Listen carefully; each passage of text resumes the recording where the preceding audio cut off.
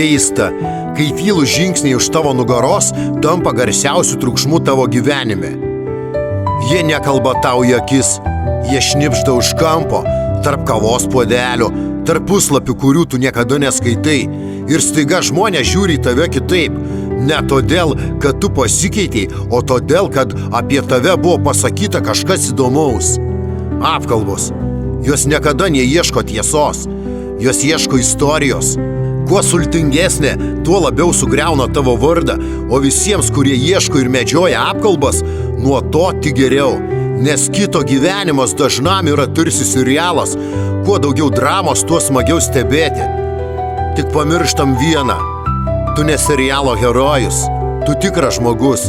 Su jausmais, su skausmu, su širdimi, kuri plyšta, kai tavo gyvenimą perpasakoja kaip pigų romaną. Ir baisiausia tai, kad apkalbos dažnai gimsta ne iš neapykantos. Jos gimsta iš nuobodulio. Iš troškimo jaustis geresniam, svarbesniam, teisingesniam.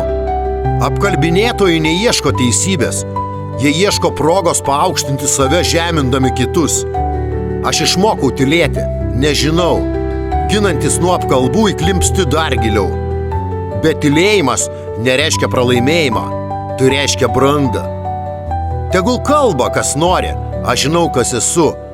Ta žino ir tie, kurie mane tikrai pažįsta. O pasaulis tegul renkasi, kuo tikėti. Tiesa išlieka, nors ir tyliai. Real Dreams.